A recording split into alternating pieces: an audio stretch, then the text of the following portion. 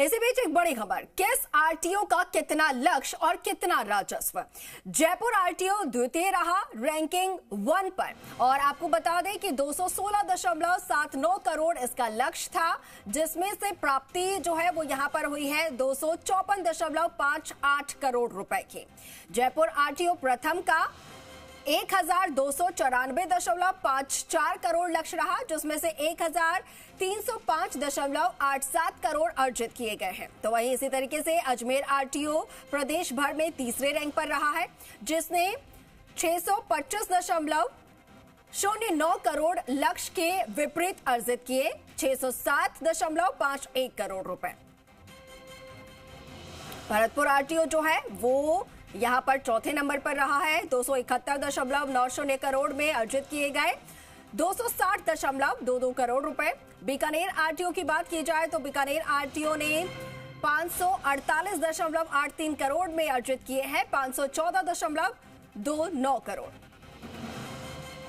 ज्यादा जानकारी के साथ सहयोगी काशीराम चौधरी हमारे साथ फोन लाइन पे जुड़ गए हैं। काशी, किस आरटीओ ने कितना लक्ष्य अपना अर्जित किया है, कितना राजस्व अर्जित किया है, ये रैंकिंग सामने आई है। आपसे जानना चाहेंगे कौन सा आरटीओ किस किस रैंकिंग पे रहा है।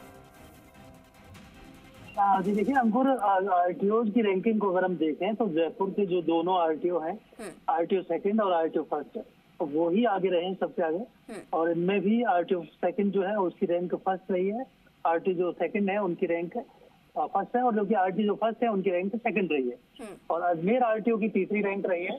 और इसके अलावा जो दूसरे आरटीओ हैं उनकी भी सही है, जिनमें की बाकी जो आरटीओ जैसे भरतपुर है, बीकानेर है, सीकर है, चित्तौड़गढ़ है, ये क्रम वाइज है। उसके बाद जिनमें की जो 3 आरटीओ है, अजमेर और जयपुर के दोनों आरटीओ, इनकी ही रैंक जो औसत है, यानी कि 94.47% जो राजस्व हासिल किया है परिवहन विभाग ने, वो तो औसत से ज्यादा है। बाकी सभी जो आरटीओ हैं 10 आरटीओ वो औसत से पीछे हैं। तो कुल मिलाकर केवल 3 आरटीओ की ही परफॉर्मेंस बहुत अच्छी कही जा सकती है, जयपुर के दोनों आरटीओ और अजमेर आरटीओ। इसके अलावा सभी जो आरटीओ हैं उनकी परफॉर्मेंस कमजोर रही है, विभागीय जो औसत है उससे कमजोर रही है। हालांकि लक्ष्य अगर हम बात करें तो सब लक्ष्यवार, तो इसमें जो जयपुर आरटीओ प्रथम है उसका जो राजस्व लगता है 1294 करोड़, उसकी तुलना में उसने 1305 करोड़ कमाए हैं, यानी करीब 11 करोड़ अतिरिक्त राजस्व अर्जन किया है। जयपुर आरटीओ सेकंड ने 216 करोड़ के विपरीत 254 करोड़ रुपए राजस्व कमाया है। अजमेर आरटीओ ने 625 करोड़ लक्ष्य के विपरीत 607 करोड़ अर्जित किया है। तो इस तरह से सभी आरटीओ का अपना अपना रिकॉर्ड रहा है। हालांकि इनमें जो सबसे पीछे रहे हैं वो पाली, अलवर और जोधपुर आरटीओ हैं। ये तीनों आरटीओ सबसे पीछे रहे। ठीक है, तो इन आरटीओ को और ज्यादा सुधार करने की जरूरत होगी। ठीक है काशी, आप बने रहिएगा हमारे साथ। एक और महत्वपूर्ण खबर सामने आ रही है, उस पर भी हम आपसे जानकारी लेंगे।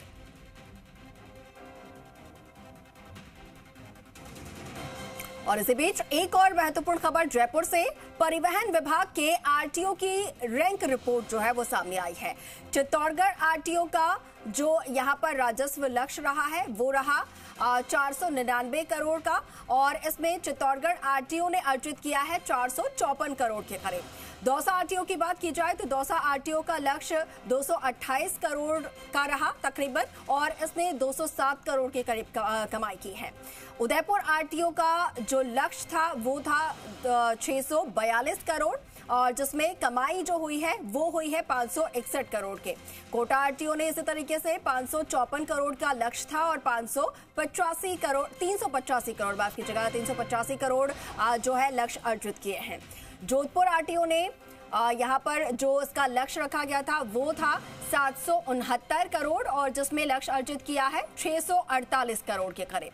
अलवर आरटीओ इसी तरीके से 339 करोड़ लक्ष्य रखा और 294 करोड़ के करीब इसमें अर्जित किया गया है। पाली आरटीओ की बात करें तो पाली आरटीओ ने 352 करोड़ का लक्ष्य था, जिसमें प्राप्ति हुई है 290 करोड़ की।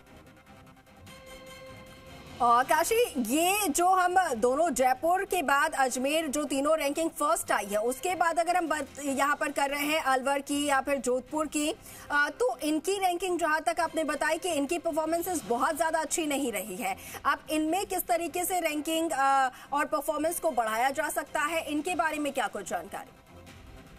बिल्कुल, देखिए कुछ जिले ऐसे हैं जो कि बॉर्डर जिले कहलाते हैं। अलवर कह लीजिए, आप पाली कह लीजिए, या फिर डूंगरपुर जो जिला है जो कि उदयपुर रीजन के अंतर्गत आता है।